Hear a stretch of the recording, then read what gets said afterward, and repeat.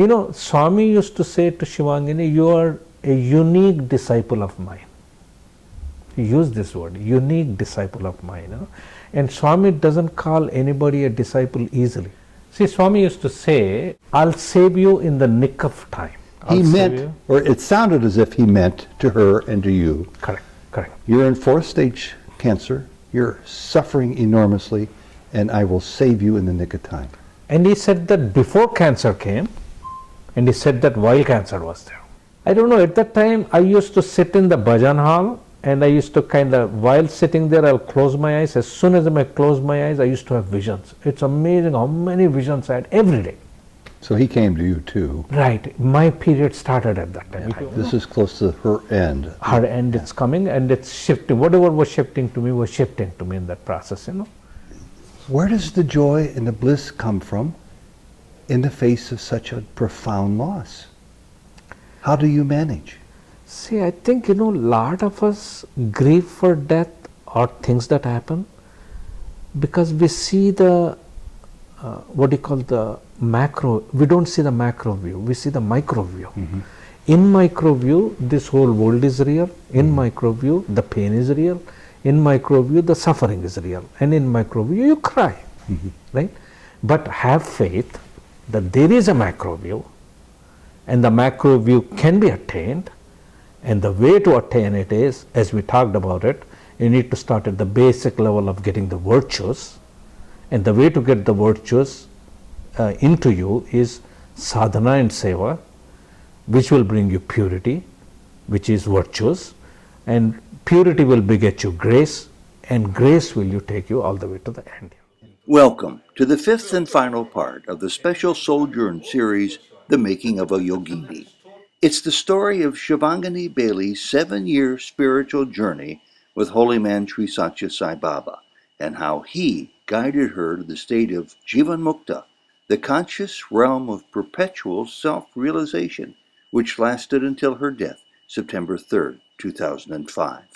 This story is mostly told by Shivangini's husband, Gyani, who arrived himself to the level of bliss, realization, in 2011.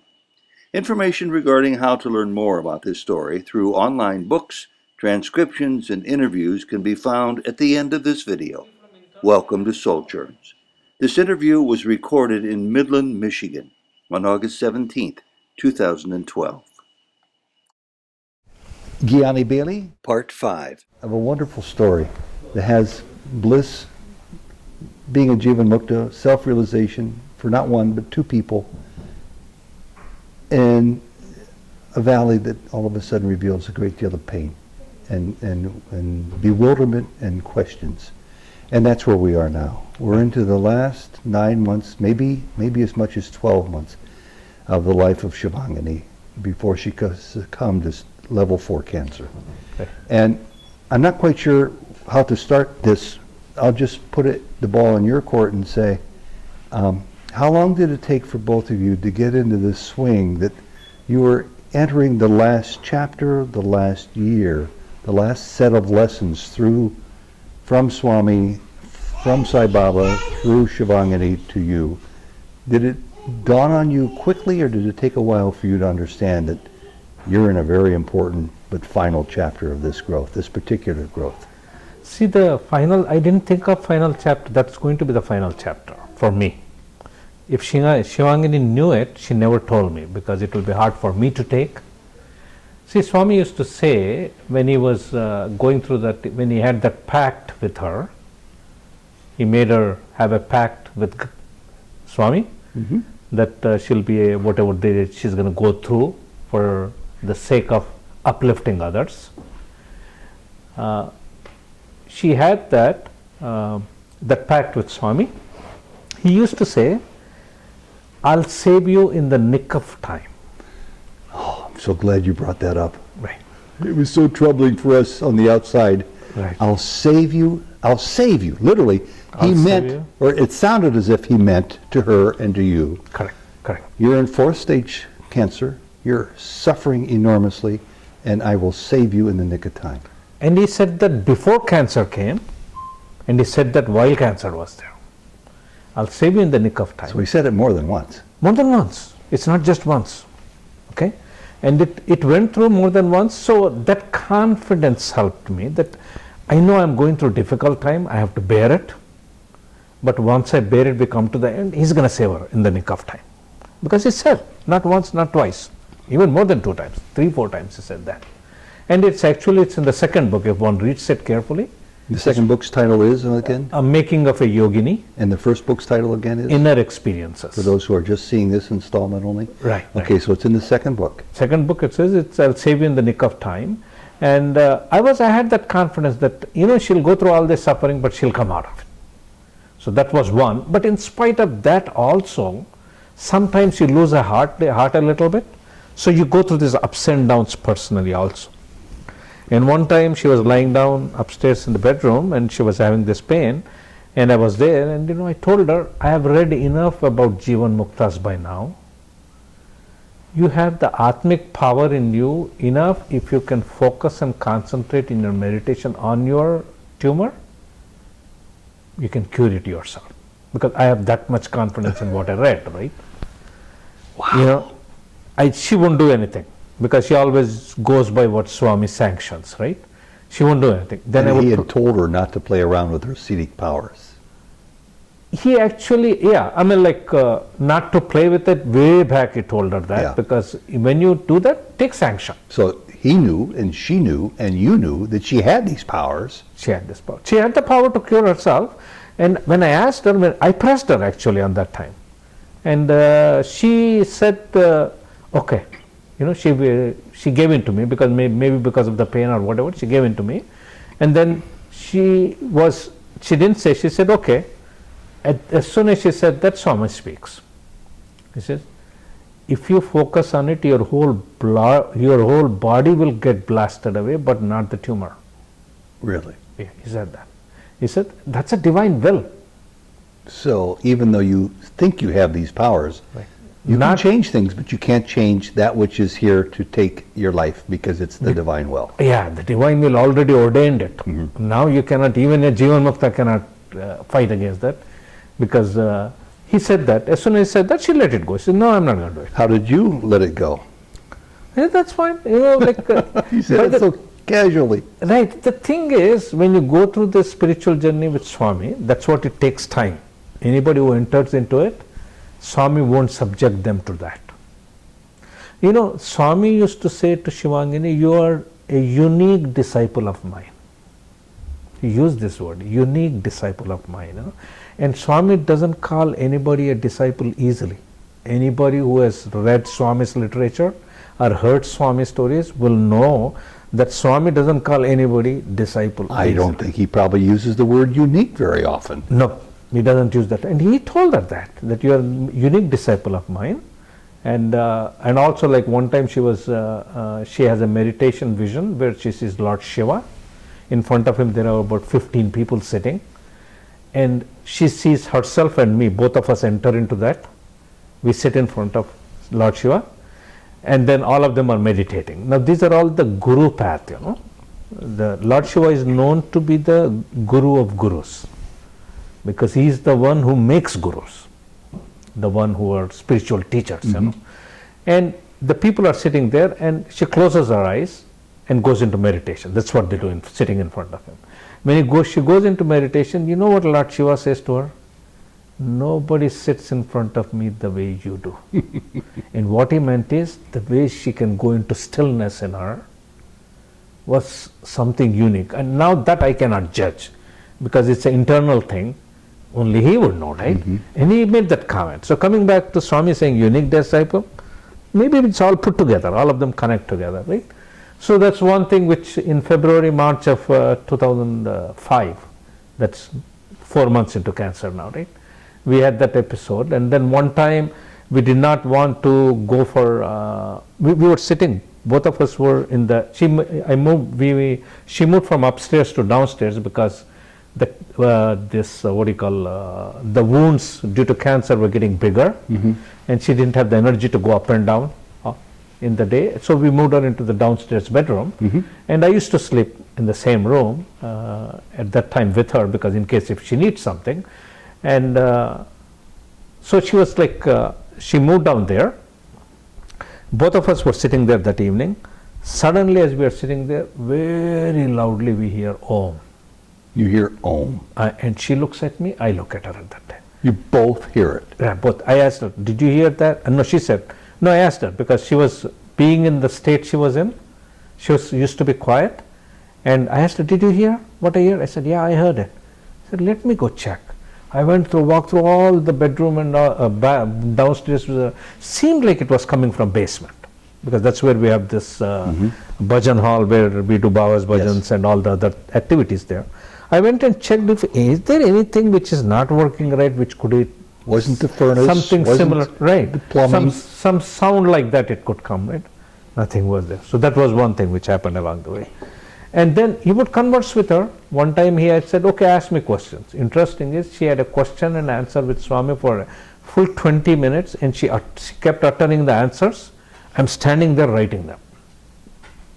And he walks her through, what is your question? So this thing, that thing, that thing, that So thing. you would get maybe up to 7 words at a time. She'd get 20 minutes worth of answers. Oh, easily. That's the kind of connection she had with that. So she went through all that phase in that time. Then at that time, both of us decided that we'll go to Puttaparthi, go sit there till she gets cured. So both of us go to Puttaparthi. We were there in Puttaparthi for 1 whole month. She would sit in the darshan lines, wait for Swami comes, Swami goes.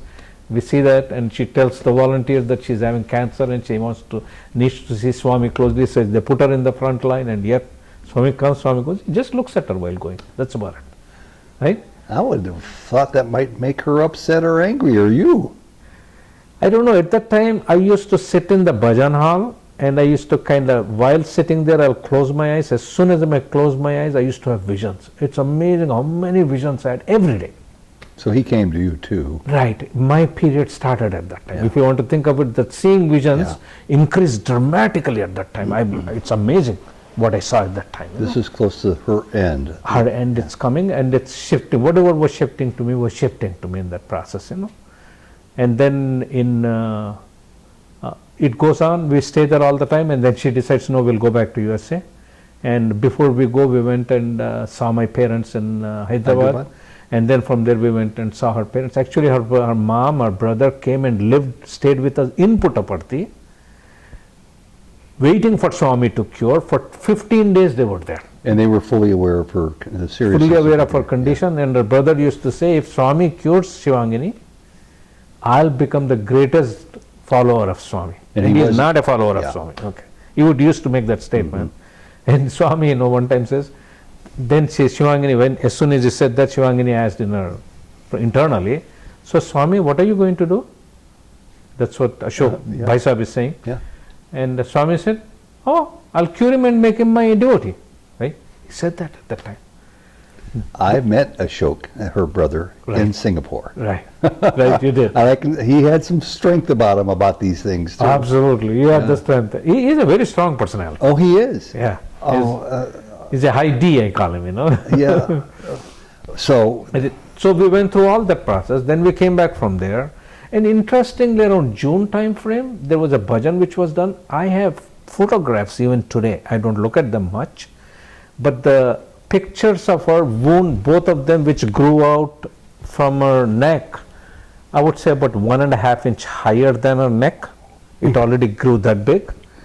I have seen it go down to almost like 2 or 3 millimeters. So, it went down. So there was a reaction taking place. There was for some time, and we were so excited because we did one bhajan for her at our home. A lot of people came for, which is we call the curing bhajans, Sure. For her illness. Her healing. For her healing bhajans. Yeah. And we did it the first round. After that, it started going down. I remember that. So I started taking pictures of it, thinking that once it goes fully down, we have something to look at and see and show that it went down. And right? before you go on, what did her physicians make of this? They had no idea why it went down. Were they surprised? Totally surprised. Totally contrary to what their experience. Totally contrary to what the cancer experienced. And so you were given some sort of hope, maybe false hope, that this was taking place. To pass the time in my mind. And lessons to learn. The people. Everything's a lesson to learn. Everything is a lesson to learn. Like when she was visiting her mother, after she visited before she came back to USA, She was there and she has a dream, not dream, vision. In vision, she sees her mother and she's giving a boon to her mother. She was giving boons in that time. And her mother says, what is this? He says, I'm blessing you with prosperity forever. Her mother looks at her and says, forever? She says, forever. And that was indicating any more life she's going to have in her future. Every one of them she'll be prosperous. Oh my goodness. Well, whereabouts was this, do you recall, when she gave this boon, this beautiful gift to her mother? Was this close to the end? It was May of 2005 and she passed away first week of September 2005. Then I'll just mention this now because it seems to be an appropriate place to insert it. Much closer to the end of her life, like days. Right. Jody and I are here visiting in your home. Right. And the next day, Sunday, we were at a hotel and we heard that we were not coming over to have breakfast with you and Shivangini, that she was taken by an emergency to the emergency room of the hospital here in Midland. Right. So we wanted to at least go there and sit with you or just to be supportive, however we could be. And we're sitting outside in the waiting room, in the emergency room. And you're joining us because you have a chance to come out and console us. When we get the word that we're invited into the emergency room consultation room, where she's being treated by a physician, and the reason was she wanted to continue to mentor us. She wanted to continue with where she had left off the last she talked to us the night before, as she was near death in the emergency room. And she pulled herself up as much as she could, several inches, and was strong of voice, took her time as she swallowed hard, processing physical pain, as she modeled these lessons for us to continue making the point that she had started the evening before. Right. One of the most powerful lessons of my life was to see a person that close to death in severe pain, wanting to continue on being instructive to others. Oh, actually in August when she was in emergency again, that time Ravi Rashmi came over. I remember she calling Ravi and blessing him. And it was only about 3 weeks from her death, 3 or 4 weeks from her death, This was only about that time from her death. Right. Yeah, it's about in the same range actually. Yeah. But she ended up in emergency a couple times at that time. Exactly. Interesting at that time, going to one of the emergencies before that one, Swami's presence again. He was there all along, right? Yeah. And when we like in our kitchen, you'll see that a microwave and the oven combination there. It broke one time, and then we got the new one. After we got the new one, within about 2 year later or something, the lever on the microwave won't work, right? And so the door won't open. She looks at Swami and says, Swami, we just bought this one. What is this? It's not working now, right? Then while saying it, she pushes it. It works, right? And she tried, I tried, both tried, didn't work. It works. Now even till today it works. This is 7 years after she passed away, right? So on one of the emergencies before she went, she was like lying down in the bedroom downstairs, and because of the wounds being open by that time, they used to kind of whatever the fluid comes out of there, and it used to soil the beds, the sheets often. So we were doing laundry almost like twice a day, twice or thrice a day, just to keep changing the sheets because it was oozing all the time, So I would do the laundry and all, and we thought that she said, let's go buy more sheets because I have to change it 2-3 times. We got only 2 or 3 sets for that one. It's not enough because we keep running around doing laundry. I would do that. Let's go buy that. So we're ready to get out to go to the store to buy it. And I said, in order to save time or whatever, let's start the laundry. I'll start the laundry and we'll go, right? I start the laundry and we're just about to go. Suddenly, when I turn around and look at it, the washing machine, all the fluid coming from there is all over the floor. So immediately shut the washing machine because there is something broke, and whatever the water was in there is coming out. So I take a bucket and then mop everything up and all that, and then I looked at it, looks like we can't go. She looks at Swami and says, Swami, we don't need this now. We are so much in difficulties already, You know what Swami said at that time? If I can fix your microwave, I can break your washer. Okay. And the point? And the point was, so we understood that we could not go there. We didn't go. Within about 15, not even 10 or 15 minutes, our temperature shot up to about 104, 105, and had to call emergency and run out. And she would have been in a real hot We will water. be in the store at that time, Yeah. away from home and all that, and he was stopping us from going there. Next day, I called to get the washing machine fixed because we had to do laundry every day, right? The guy comes, and the Sears guy called him up, and he looks it up and checks everything. They said, there's no leak here. I said, come on, it leaked. So we filled it up with water, ran the cycle. Nothing happened. Nothing happened.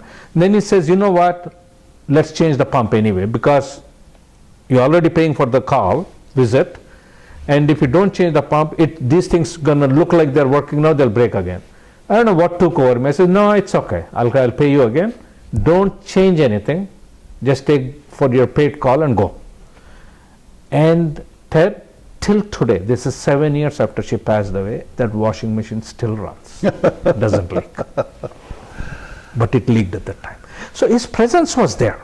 It's not that I cannot say his presence was there. So it goes on, and then also like people came from Cleveland to see her. Yeah. Like we had a contingency of people, I think it might have been 12 or 13 of us come over. Right. And this is real close to the end. Right. And she was in great pain, and we had grave reservations about doing this. And she was going to have a little satsang retreat weekend for us. Okay. Well, and you know, if we had any brains, we would have been more sensitive and not tried to impose upon her. But we came over, all of us, in a car caravan, and she rallied. She came downstairs to the basement puja and sat there for hours. Okay. And shared with us her insights, not just from her ailment, but from her whole life. And I was amazed. I was amazed that she was able to do that. And she wasn't in pain at that point. She always was, like when she was talking about God and spirituality, she would transcend the pain. And Swami used to told her that at one spot. I was recently looking through.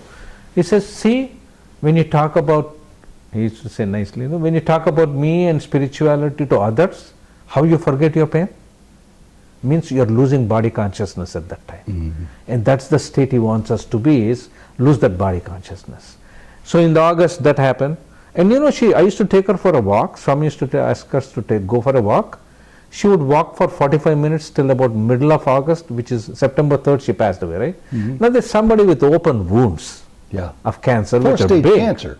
Huh? You don't hear Fourth-stage too many people with fourth-stage cancer going out in a 45-minute walk. Right. I used to take her and we used to go round and round. I would take her from there and bring her back. So she was mobile till the last week. Yeah. And the last week when it came, because she was not able to eat and she was put on a lot of these medications, doctors gave it to her and she started taking them.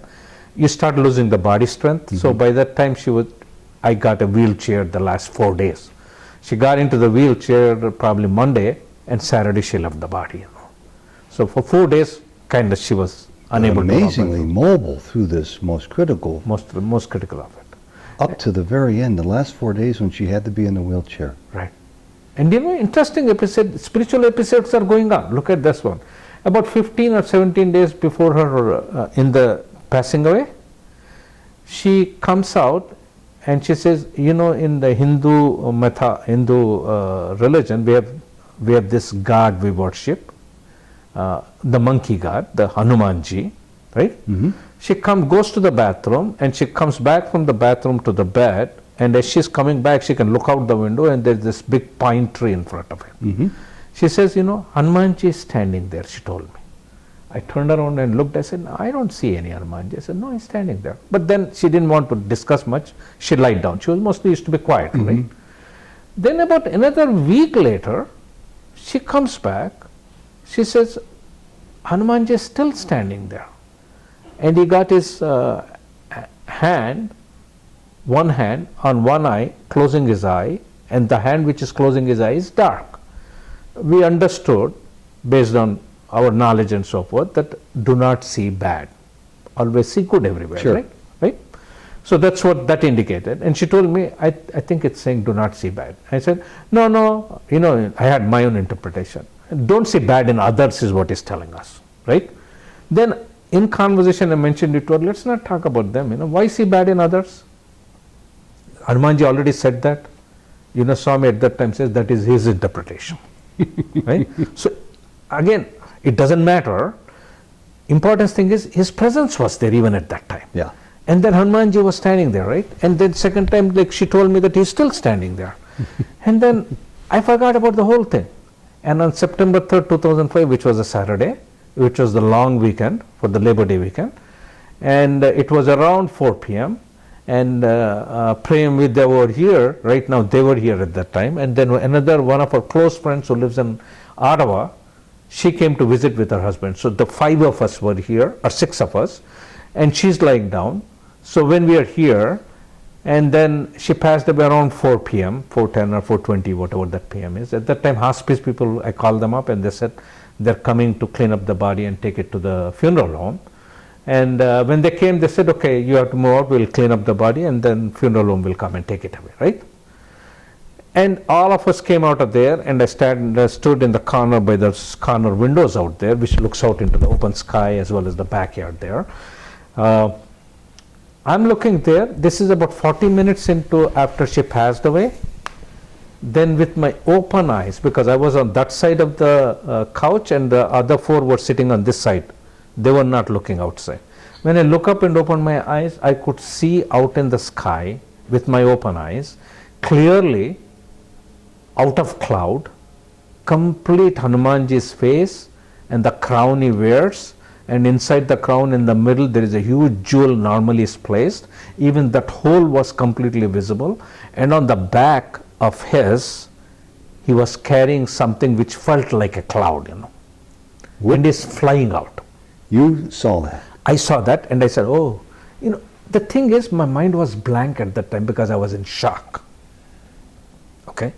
And they say usually a lot of people who see things and clearly and all that stuff, whatever, it is in that shock state they can see that because their mind is not functioning. It's like it stays blank at that time, but all awareness is there. So she had seen Hanuman twice. She had seen Hanuman twice. She passes. She passes. You see him. 47 minutes later, he's flying there. And then I look it up and then I say, oh, Hanuman just flying. It's my mind. I told myself. I looked at my friends who are sitting on the left side of me. Mm-hmm. Then I turned around and looked at it again. He's still there. He's still slowly flying out, right? As he's flying out, as I am watching out, slowly, the second time when I was looking at it, it dissolves away. Now, interestingly, we talked about some of our previous lives and all that one. In our last life, the one who was her brother and mother, both are born in this life, and one of them is a far cousin of hers who lives in Michigan, and the last life brother is also born, who also lives in Michigan.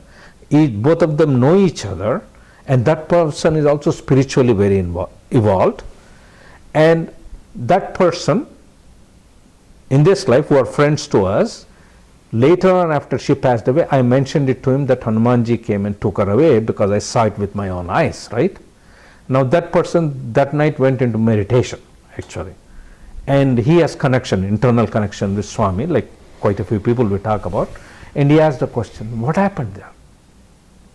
I mean, I'm very perturbed because he was very perturbed, although she has no relation in this life, but it was from past life, and he was very perturbed. Then he says, as he was there, he has a vision where Hanumanji comes in white hair. Now, there are Hanumanji pictures out there which show him in a gray kind of he's got gray hair, which more like a very calm kind of a pastor of his.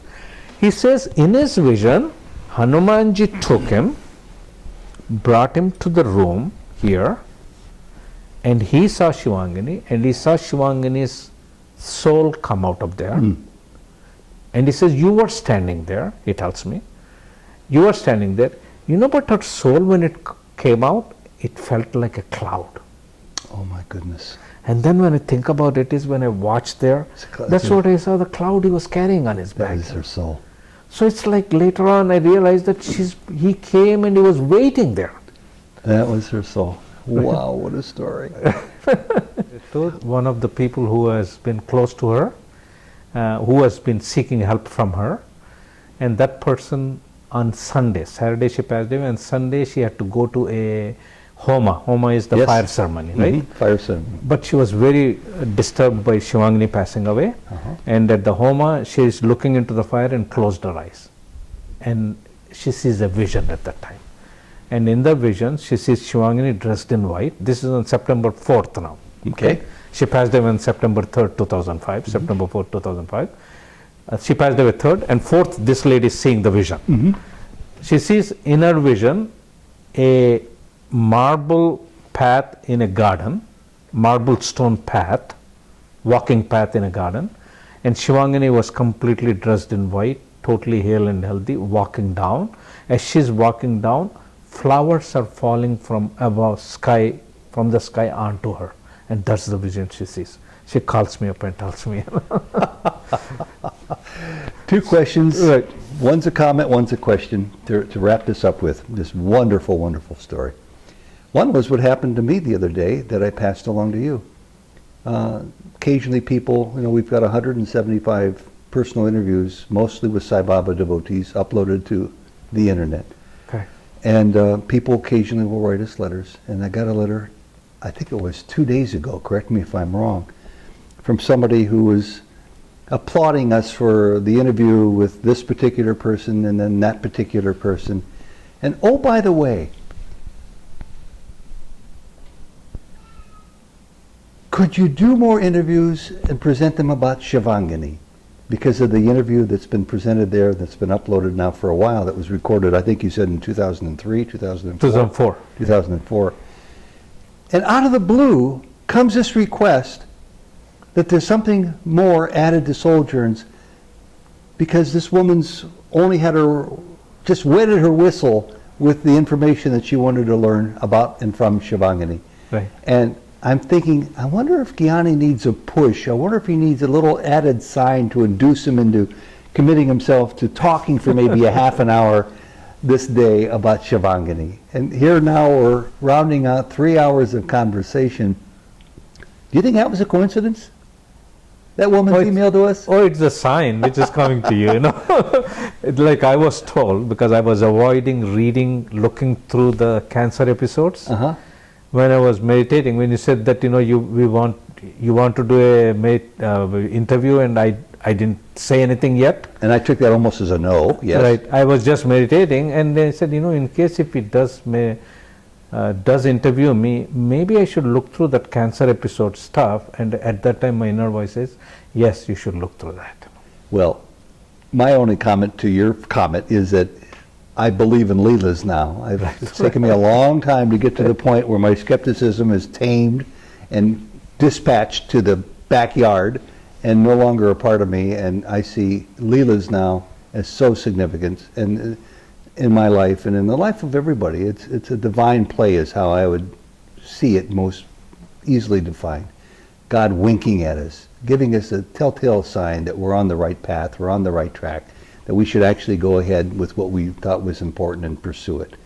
And the second part was, I said there were two parts to my comment and question, was just what you've already brought up. You call them the cancer tapes.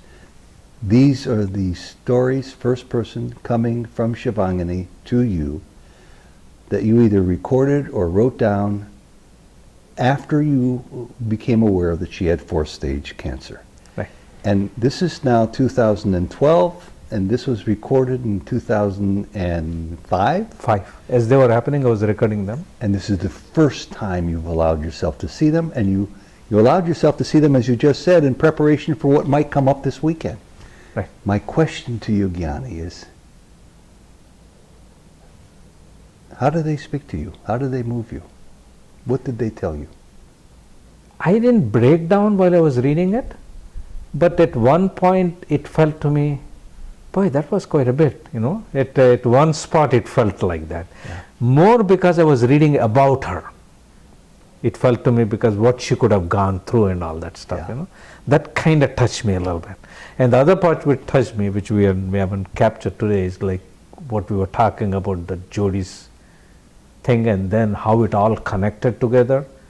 Like what Jodi's a dream last night. Yeah. Do you want to briefly summarize that? Right. Actually, in the morning today. This is the 17th of August, 2012, the day of the commemoration of Shivangini's death. This Right. puja at the cemetery, which we Cemetery. concluded hours ago. now. Right. That we did then, we were going in the morning to do the samskar for the seventh, this is the 7th year. And where Jody had a dream last night, actually early morning. And Jody's down in Destin, Florida. She couldn't be here with us. She couldn't be here with us. She was missing us, and she was thinking about Shivangini, and she sees in her dream that she's gone to a house which is fairly old, and Gyani was with her. And while she was there, Gyani for some reason leaves quietly, and then a little later I show up back again in that house with Shivangini with me. And you came from A prison. a prison Because I went to a prison and brought her to that house. where she had been staying. Where she had been staying, and she was dressed in green and auburn hair, and she was wrote a lot of detail, and she was radiating, and Shivangini looked happy, smiling and everything else. And it was as if she had been just released from prison. Correct. She was, Jody wrote down these words that as if she's just been released from prison and she was doing time for somebody else. These are the words she used. And that struck such a note to me, you won't believe it, because on September 3rd she passed away. On September 24th, which is a Sunday, I think 24th is Sunday. Yeah. On September 24th, I was coming back from Detroit, from Prem's home, back home. While coming back, I missed her and I was crying in the car. I come home, I go to sleep, and 25th morning I'm meditating. In the meditating, I hear very clearly, it says, I'll take the burden of your karma. The reason you was stressed like that, right? So say that again. First of all, before you say it, you're not quite sure if that was the voice of Shivangini or the voice of Sai Right. Baba or your own inner voice, which is both of them. Both of them. Yeah. It is my inner voice, I thought at that time. Then I thought, oh no, my mind is acting up, because Baba said that to her early on, when in 97, 98, I'm taking the burden of your karma. But say it to the camera like you said it to me today. Right. It's actually, but this thing which I heard, it says, I'll take the burden of your karma. You know, your was so stressed that I wrote in my own logs with capital your. That's how I remembered everything, you know. And I thought it was my mind acting up, and I asked Swami to give me a sign, and then Swami appears in the vision. He blesses me. Right? So I said, oh, it is real. So it is taking my karma, right? I totally forgot about this till I read this one, right? And then that is September 25th morning, right? On September 26th, which is 25th night, I have a dream. In that dream, Shivangini is driving our blue car. I am sitting in the passenger seat in the back, which is highly unusual. Yeah. Either I sit in the back next to her, but most of the times when both of us are there, I am the one who's driving, because she didn't like driving, you know. But in this case, she is driving the car, and she's driving through a tunnel. Okay, and the dream ends in there. And Swami, based on whatever Swami taught us, whenever you see something like that one, this car or a bicycle or walking or a plane is nothing but spiritual journey in this life, and the transportation indicates the speed with which it's going, and tunnel indicates internal, which is meditational path. So, and also she's the driver. So what I understood from that was that my spiritual journey, she's driving it. Now this is day after I heard, I'm taking the burden of your karma. And then now, today in the morning, Jody's dream in Destin, Florida. Right before the puja, Right the before cemetery the in puja, Midland, Michigan. Right. And she shows up, and she's coming back from this prison where she did time for somebody else. Maybe you. Everything, of course. I mean, now it adds up. All of everything adds up together, and that made me bring a little tear into my eye. You know, he said, "What a sacrifice!" You know, look at the sacrifice. This has been a beautiful story. I'm struck with the final couple of observations. How many people would expect to see Gyani continually with many, many tears in his eyes, quite sad, quite forlorn? But you're the opposite. You're the polar opposite of that, year after year after year, with a few exceptions, such as the one you just mentioned. Right. Where does the joy and the bliss come from in the face of such a profound loss? How do you manage? See, I think, a lot of us grieve for death or things that happen because we see the, the macro, we don't see the macro view, we see the micro view. In micro view, this whole world is real. In micro view, the pain is real. In micro view, the suffering is real. And in micro view, you cry, right? But when you see the macro view, and I've been shown the macro view so long now, and after having that what you call September 6, 2011 experience of 20 seconds, where I could be one with that cosmic eye. Well, and briefly say a little bit more about that, because maybe people didn't see that interview when you talked In about that it. interview, for 20 seconds, where I was contemplating in the meditation a dream I had. In that dream, there were a lot of people were doing activity, and I was there present there doing some activity, and I did some gestures in there, because it's not important what the dream is. But later, when I was contemplating why was I dreaming, what is this dream is all about, at that time, I don't know what happened, suddenly my eye disappeared. That scene is in front of me, and the eye disappears, and then I'm suddenly with a huge, massive, endless cosmic eye. I call it the eye, not the eye, this eye, but the individual eye, the ego eye versus the cosmic eye, right? I see the cosmic eye, and not only, I don't see, I am one with the cosmic eye. That's the only way you would know that it is cosmic eye, is you become one with it. And not only that, I'm looking down and the whole scene is there. I could not recognize myself in it, except the gesture I made. Based on the gesture, I remember, recognize yourself. oh, that was where my little eye was, right? But I could not tell that it was me there. And I also knew that the rest of the people who were in that whole scene, everybody's eye is this only one cosmic eye, which I became. And this happened, just to fill in for those who September 6, may not have 2011. seen the first installment of this trilogy of Shivangani's story, Right. after you experienced self-realization, which you detailed in your interview Right. that's posted on Souljourns. Right. So this happened afterwards. So you had tremendous boons that you've merited, and it's brought you all the way up to this point that I was originally talking about when you started this answer, about how free you appear to be of what I would call grief, mourning, sadness, tears. Your final comment, sum it up. Help us derive meaning for our own lives, those of us who are watching, coming from the pain that we see with the opposite of the macro view, the micro view of our lives. Right. Sum it up and help us to find Right. the space to allow more hope into our lives, that there is a macro view. See, there is a macro view. It's just like all of us dream every night, and we wake up every day morning. As soon as we wake up every day in the morning, the dream is unreal. This macro view is also a dream we are going through right now. But while in the dream, it is all real. Like every dream you have every night, no matter how much you tell the guy in the dream, remember, even if I'm going to bed tonight and I tell my dream tonight, it is not real, don't believe it. Yet I'll have a dream, I'll believe that it is. So as long as you're in the dream, the micro is real for you, right? So all of us are in that space today.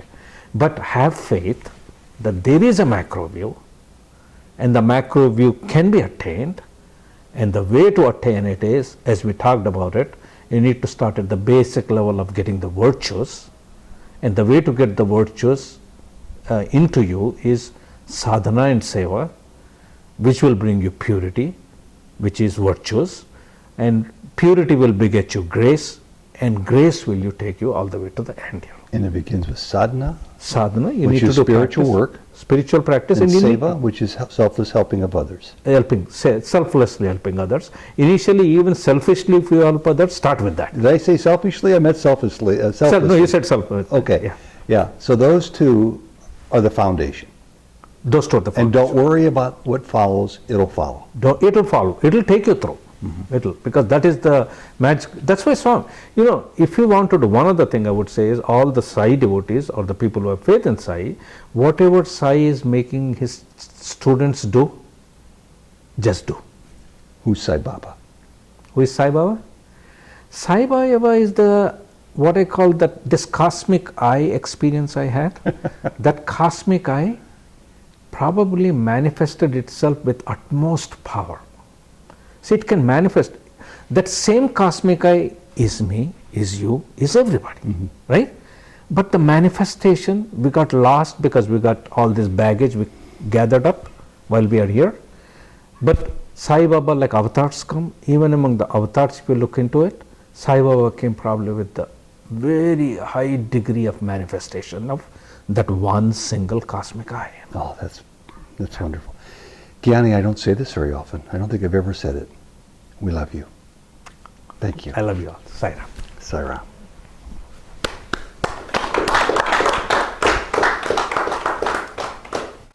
Sai Ram. This is our Gopika. Sai Ram. I saw a tiny little pearl here at this point. And took it, and at that time I was having a lot of experiences of Swami's miracle visions and all that. And it was very fascinating to see the pearl. And I will show you what that pearl was. See this tiny one? White one, not the black. White Is that one? the one that was there? Yes. And we found it on Gurniva Day. Now, if you look at the size of this versus this one, it's quite different, right? And I found it. I asked family, where did this come from? Did you guys see it? And did anybody place it? No. So we took this pearl and I put it aside. And this is interesting. And I talked to a friend of mine who I used to share my experiences with. I said, guess what? I found a tiny, tiny pearl there in the shrine. And she says, oh, nice. I would like to come and see your pearl. I said, there's not a whole lot to see. It's so small, tiny. She says, no, I still like to see if it's divine, right? Then I was talking to her on the phone before going to sleep. Next day morning I wake up and I go in my bathroom there, and by the sink there's a drawer where you keep your toothbrush and paste and all that. I open the drawer and I find there this. I will open these things to show it to you. This I have locked it. There's a story why I have locked this, but this black portion of it, this black drawer, I had that in there, in my drawer. And as I look at it, I said, where did this come from now? And I'm sure, looking at it and asking Gyani, do you know where did this come from? Because toothbrush, toothpaste, you use it every day, every time, And if it was there, I would have noticed it before. Sure, you would have put it in there yourself. So I said, I don't know. Then as I'm picking it up, Swami goes inside. Last night you were complaining that the pearl I gave you was too small. Here is a big one. And this is what he gave me. Is that a pearl? I don't know. I don't know. It could be not. But the story is long and very interesting. And so you put them both together? Yeah. See what happened then. The story goes on like this. And it's a real one, fun story. My friend came, and at that time these two were separately placed in this container, and all these other things were not there. These are our other editions.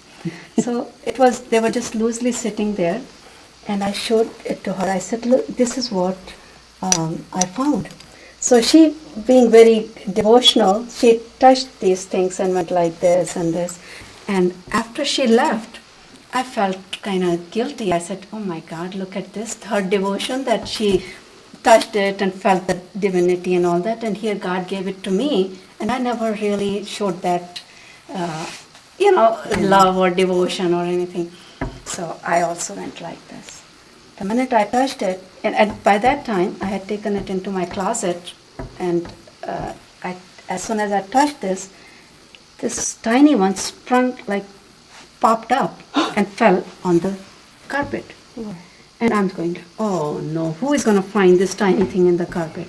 So I just trying to feel it with the hand, so that you can feel it and find pearl like that. So I went like that. Got the pearl, did not get the pearl, but as I'm moving my hand like this, something touches my hand.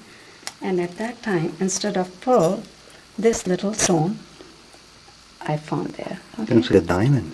It looks like diamond. I don't care whether it's real or not. That's not the point. Swami told me that later. The point was that I found this. And when I found this, I'm going like, oh, wow, what are you doing? It was so precious to me. You gave me this on Guru Purnima. I want to find my pearl. And I did not pay much attention to this. I'm just very anxious to find my pearl. So I still am going my hand like this. Next time comes another thing, and this time it's this one.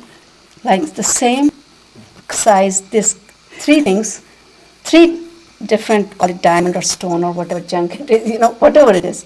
So I found this. And I'm going like, oh God, no, I need to find my pearl. Fourth time I run my hand there, and I find this pearl.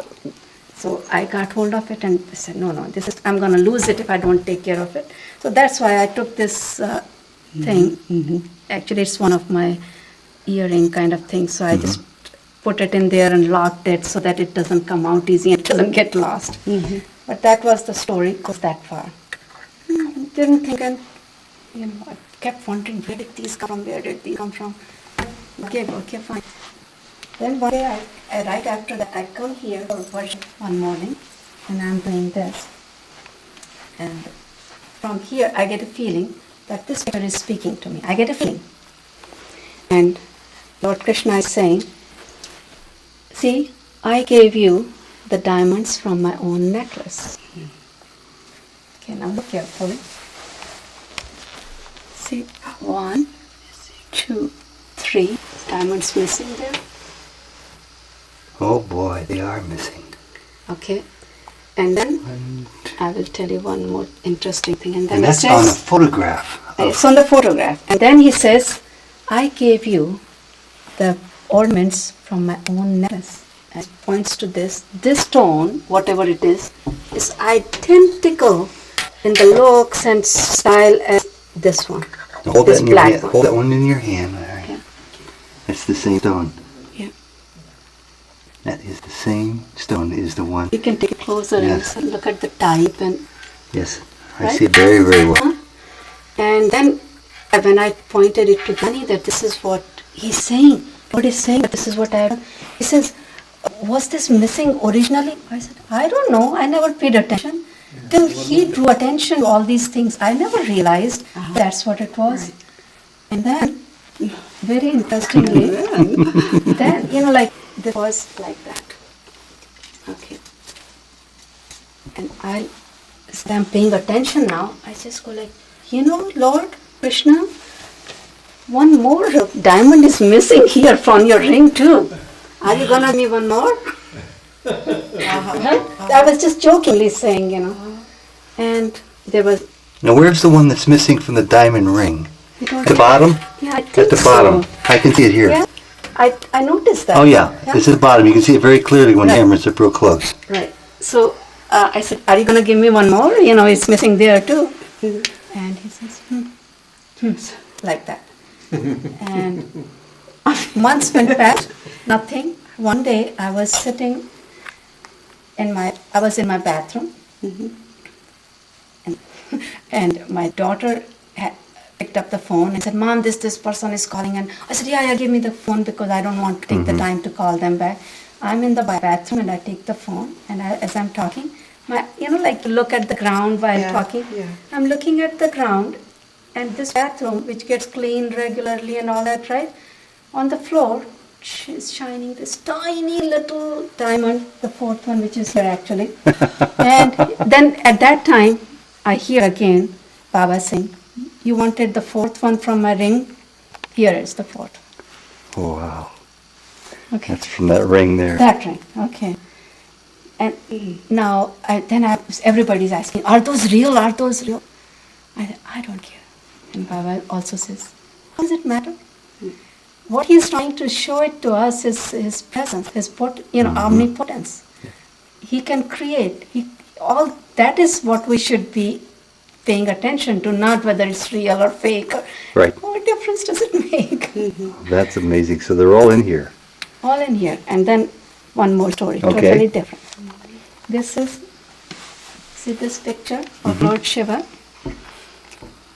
Now, when this happened, I think exactly 2 years after that incident, on one Shivratri, we got done with the all-night celebration of Shivratri in the basement and all that.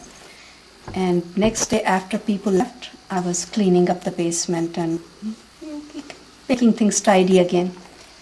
And in there I found in the basement this thing. What is that? Okay. And this is something called, what do you call in Hindi?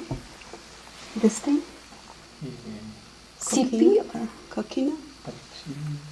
I don't know, different people call it different things. It's like a, It's a Oh, it's a shell maybe? Oh, yeah, it's like, we call it Kodi in my language, he calls it something different. It's a naturally it's a stuff. It's a Yes. shell. Is Seashell. it seashell? Tiny seashell? Coquina. I found it and I said, where did this come from? I have seen this in India, but I have not seen these here. And again, it's a place where nobody comes who have anything like this. Would anybody have worn it on a necklace or a bracelet or something? I found out that somebody I know wore it, who is this Lord. yeah. She didn't. We didn't Because realize he that. drew my attention at that time, and he says, see this? See this? Oh, He's wearing, that's what those are. that's what those are. Till then we And kind of till then, we didn't realize. I would have tossed this away. But for some reason, I said, no. oh my God. There And- was nothing there? He didn't say that it was missing. Yeah, no, but he asked me at that time. I mean, when I say he asked me, don't get me wrong. It's not a person talking, but you get, like inspired or motivated or prompted to come closer. This picture was at that time in our basement, and I had found it in one corner of the basement. And he asked me to come here, bring it here. When I say he asked me, meaning I'm getting this prompting to go towards the picture where the picture is. And I grab this and go there. And I'm saying, what? I go up to him and say, what? And he says, and then I showed it to Gyani and he says, look at this. It's like if somebody has to string it, it has to have the hole, and it had this hole also to be part of Yeah. something, if Well, that's an amazing And isn't it- number of discoveries. I don't know whether I want to call it discoveries. Is it just like to me? Materialization? No, whatever it is. Huh? And this is what it's mind-boggling. It's mind-boggling. नक्षत्रयुक्तायां शुभयोग विष्णुयोग विष्णुकर्ण एवं गुण विशेषण विशिष्टायां अष्टापदी नवपदी बभूवुषि सहस्राक्षरा परमे व्योमन् आचमनीयं समर्पयामि मधुपर्कं समर्पयामि चोद्यामे फलपामे दुख विनशे मन का. We are giving away only good things. We have 5 things, that Kshira and Dadhi, everything, milk, yogurt, everything we are giving away. Give us all the arogya. So that is the thing. This Amma soul came here, lived with us. We are seen. So Amma is there. There is like 3 loka: Bhuloka, Bhuvarloka, Suvarloka, and Pitraloka and Devaloka. Namo namo bhavantaye varivatskritaye ushadinam pataye yasmaret pundarikaksham sambamishanam sabhahyabhyantarashuchihi.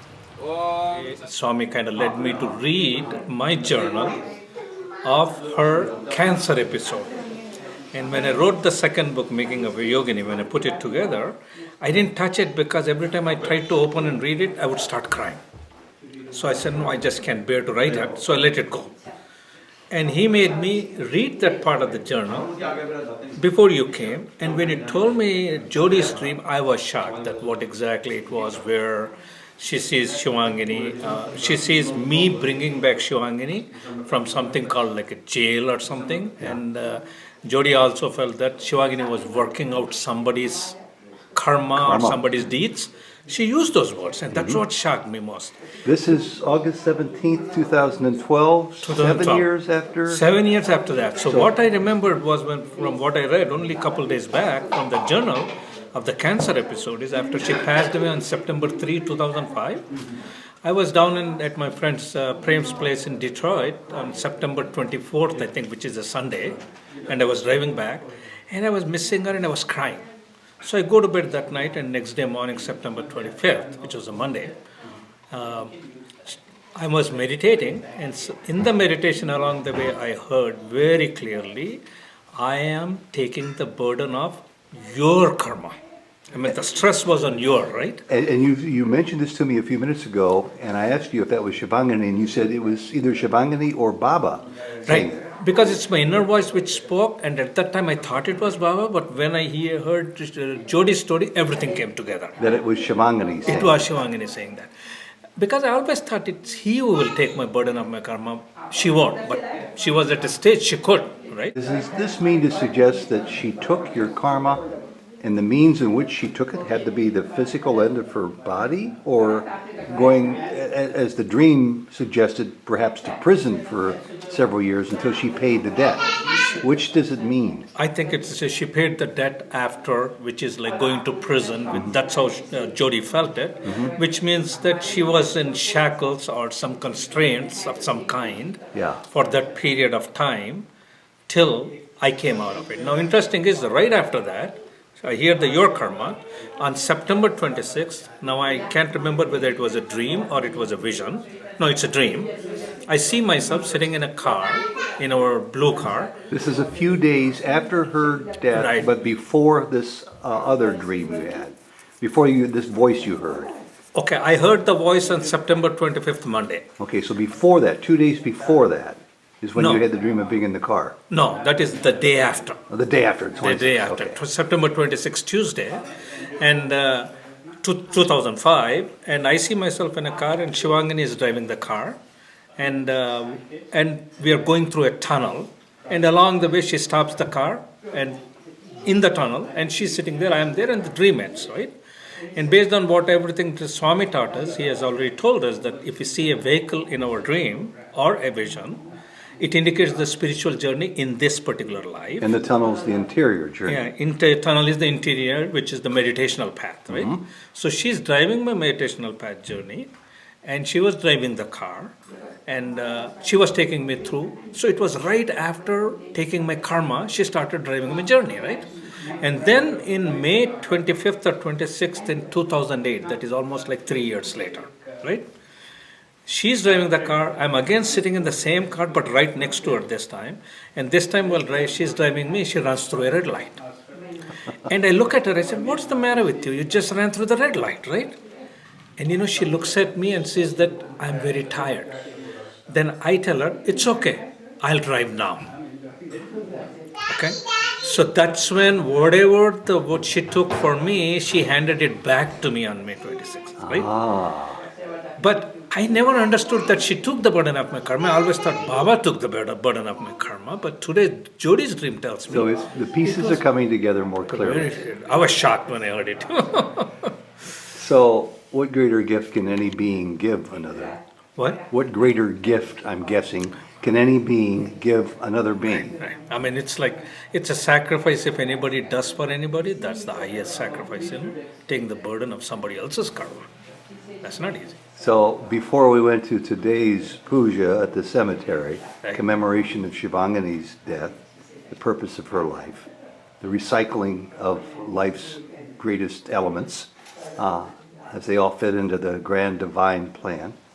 And I told you about the dream that Jodi had, which she just emailed to me, about Shivangini coming back, beautiful and radiant, and from a jail with you. With me. It all fits together. It all fits together. Yes, perfectly. And one last question. These little puzzle pieces that sometimes any of us can receive, you seem to be given them with great regularity, but it doesn't mean that they all make sense the minute you receive another sign or another arrow pointing to this direction or that direction. Right. Do you always have confidence that ultimately you will find out what all these puzzle pieces mean? I have found them out enough by now to have confidence that it will come together. And the interesting thing is, whoever has, a lot of people have these experiences, it's very important that they need to log them down, because you will not be able to connect otherwise. But till I read it, I could not connect it, because I went back and read that log which I had. So thank goodness you did write it down Absolutely. at the time. And thank double goodness that you read it just before this Right. week. I was led to. Here now the divine hand, you can see it very clearly. It leads you up to, because as he was coming, I was meditating, and in the meditation, I said, I have not read Shivangini's cancer episode, 9 months of her journey, 8 or 9 months. And those are unpublished. You didn't have the heart. Unpublished. You didn't have the heart to look at them, let alone to print Long them. time I avoided them, Yeah. right? And I said, no, he's coming, let me look at it. I thought to myself, and at that time I hear, yes, go ahead and look at them, right? And I knew it. So I actually just completed reading it before you coming in. And then I came across this. I was shocked when I read that. Then hearing Jodi's dream, that everything added up, like the puzzle came together. Well, let me ask you the $64 question. Yes. You put together all of the experiences of her life wonderfully in the books that you produced of Baba coming to her and everything else. And it's very understandable why you couldn't even look at these latter editions after knowing of her physical disease, but you've now looked at them. So the question is, are you considering publishing them? I have not thought about it because I don't mind publishing them. But there are some things in there which could be a little bit more personal.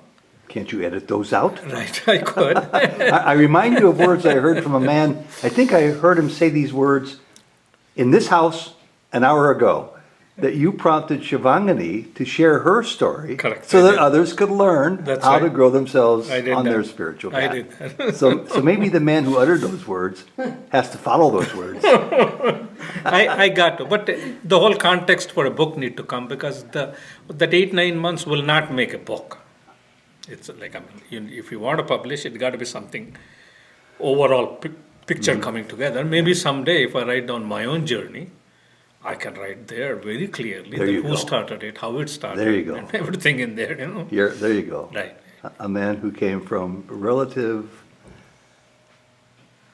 disease, I use that word carefully, or disinterest might be even a better word, about the spiritual realm that's larger than the known universe, who came to Baba's side as a result of his wife Shivangini's loving interest, Right. who has now found realization. I think it's about time for a book. On your own life. My own life. Okay? Okay. Actually, interestingly, you say that. I got to mention something what Swami said when Shivangini was here. She said that I will write one. At the tail end, I'll write one again, He told me that. That you would write one, and at the tail end you'd write a book. At the tail, somewhere along the way, Whatever probably the at tail end what means. that means. He did say that he did name the title to it that time, but I don't know at this point. Oh, come on. He said to her that you would write a book. He said to her that I would write a book. Yeah, Well, then what are you waiting for? true.